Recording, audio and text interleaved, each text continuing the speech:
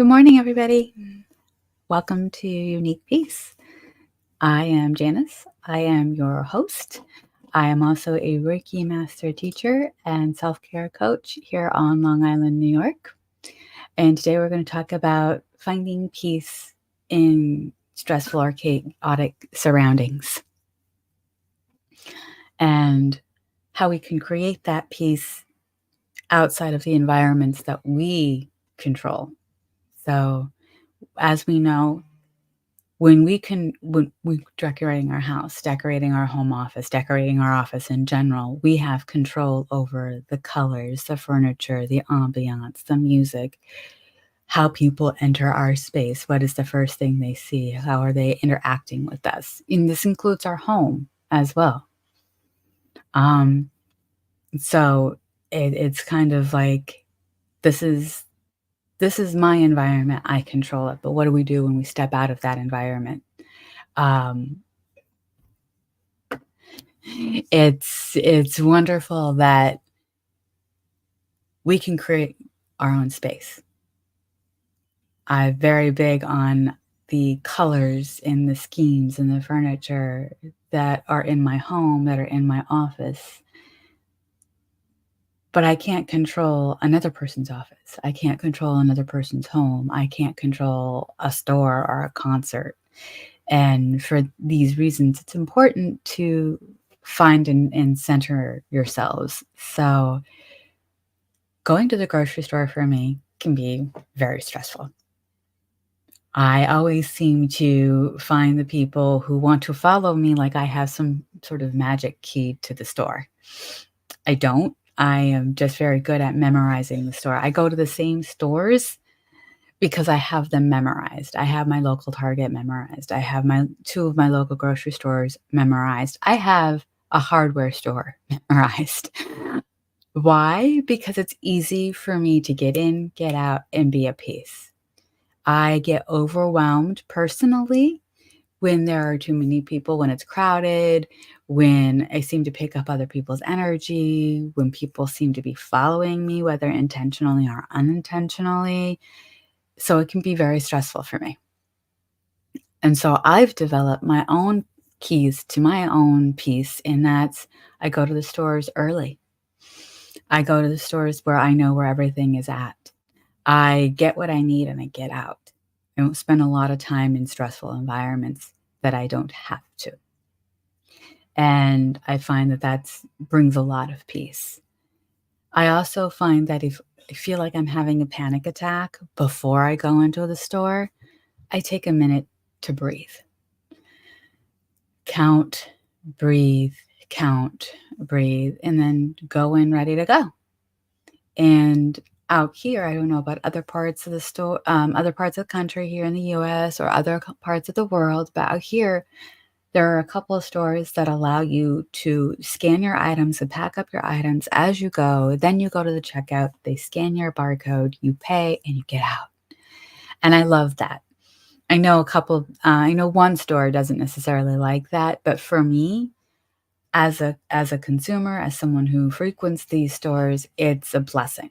It helps me to feel at peace. It's like, okay, I don't feel rushed trying to bag my groceries because nobody helps you bag your groceries anymore.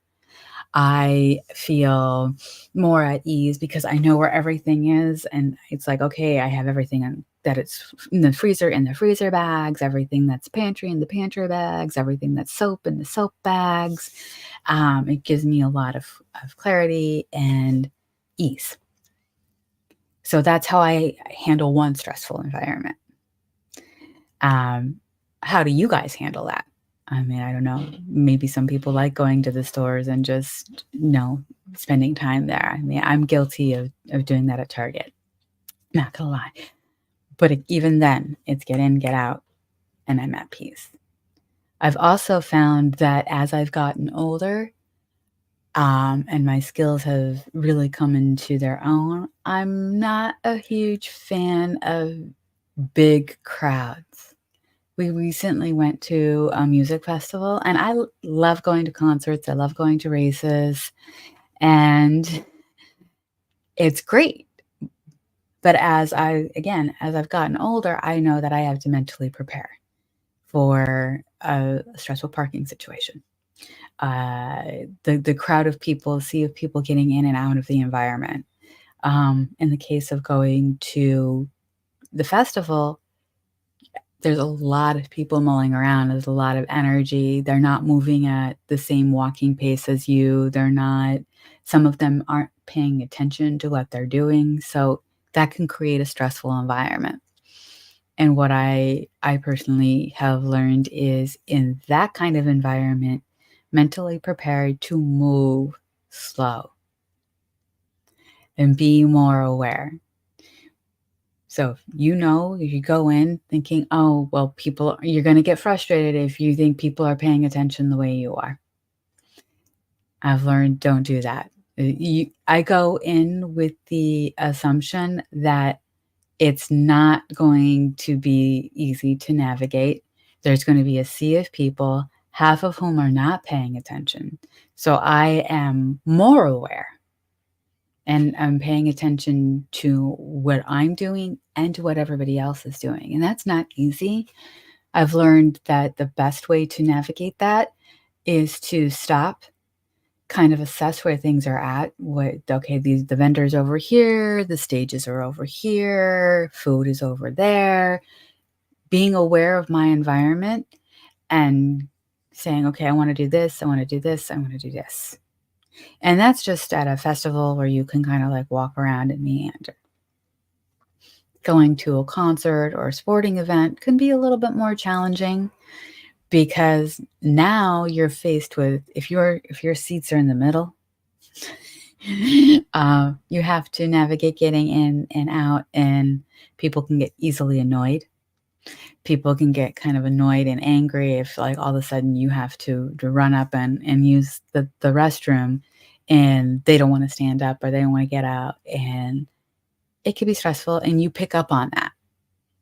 So it's mentally preparing for that as well. It's like, "Okay, well, my seats are in the middle, people are gonna wanna get in and out, and just take it for what it is, and we're all here to have a good time." Um, that's, again, tips and tricks for handling a situation like that.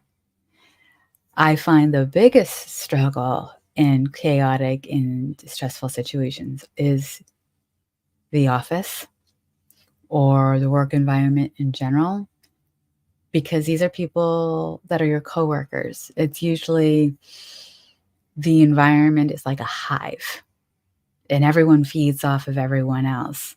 So if one person is having a bad day, it's 11:11. Um, if everyone else is having a bad day or one person is having a bad day, it can be very stressful for the entire office. Or if your boss comes in a bad mood, it affects the entire office. And what do you do in those types of situations? This is something that has been coming up a lot. For me personally, it took a long time for me to figure out that it wasn't me, I was just picking up on everybody else. So, first and foremost, the first thing you need to do is a self-check. It's like, am I the one throwing the energy off? Am I the one who's having a bad day? Am I the one triggered? And if the answer is yes, then you have to figure out, well, okay, I can't bring that here because then I'm gonna make the day worse. Because then that's gonna affect my coworker, it might affect my boss, it might affect how I interact with a client or customer. So first and foremost, it's like leave the bags at the door, as they say. Come in and you can acknowledge that you're not having the greatest day, but you gotta acknowledge why. And that isn't always easy because sometimes you don't know why. I've been guilty of that. I've been guilty of not knowing why am I having a bad day or why is this challenging? So being able to say, at least step back and be aware of that is important. That's a key step in self awareness. Now, if you discover that, hey, I'm triggered because my boss came in a huff and cranky and like, oh boy, now I'm on edge, then it's not necessarily your energy, it's their energy. And you have to say, okay, that person isn't going to affect me. I know that this is easier said than done. The best way to handle that is listen and observe and kind of communicate in a way that is both professional and gentle without having that take over your energy and how you treat others, because it will. It could put you on eggshells. I've been there where the boss comes in a bad mood and the entire office is in eggshells. It's not a good environment because you never know what's going to set them off. That being said, the best thing you can do is let them reside in their own energy and do the best you can not to set them off. Make sure that you are doing everything you need to do, and know that you've done the best you can do and you've done everything you need to do, even if they try and come at you with some negativity. This is also true with coworkers. You can figure out who your coworkers are, but with your coworkers, you can take a little bit different angle and say, "Hey, can I help you with anything? Is there anything what's going on? Is there anything I can help you with? What's challenging you today?" Step up if you can, help if you can. Take a little bit of that burden off them. Let them know that, "Hey, I see you. I hear you. I feel you. What can I do to help you?" Because when you help them, you help the office find peace. And when you find the office find some peace, then the surroundings are better. You bring a little bit more of that peaceful energy to the office, and people know, hey, okay, we're a team. Now, clients and customers, those are your wild cards, because you may be thinking, hey, everything's great with this project, and then the customer or the client will say, no, this X, Y, and Z, I wanted A, B, C, and 1, 2, 3, and all this stuff. And that's because they could have changed their mind. Their bosses could have changed their mind. The project itself could have just taken a turn. And the way you respond to them, the best way you could respond is listen and say, okay, well, we'll go back to the beginning and say, this is what we agreed on, what changed, and do your best to navigate that in a calm way. Now, irate customers, those I've had. I remember I was 17 and I was working at PetSmart, and there was nobody in the aquatics department. So I got yelled at for 45 minutes by a guy whose fish died. So there were two things that went wrong there. Somebody should have been in the proper department to handle the gentleman's concern. My boss also should have stepped up, but my boss was nowhere to be found. So I was left to deal with this. Again, I was young. I didn't know how to deal with it. I wasn't given that training at the time. Now I know that I would have just said, let me find somebody who can help you, or step aside, or I'm very sorry. Let me see who can help you, or I can refund you, or what have you. But at the time, it was very jarring and very stressful. And I remember shaking because of this incident. And I dealt with it the best way I could at that time. Now here we are several years later, and the best tools you could do is to listen and to find somebody to help that person if you cannot, and kind of ease that burden, because that's all you want to do is help them by making them feel seen, heard, valued, and addressing their concerns. So when it comes to stressful situations and chaotic situations, what are some of the ways that you deal with it? I would love to hear what you have to say. I would love to share more tips. And the more we can help each other, the greater off we will be. So these are my tips. This is how I would help anybody in these situations. I would love to hear what you have to say, and leave your comments in the chat. And thank you guys. Have a wonderful day.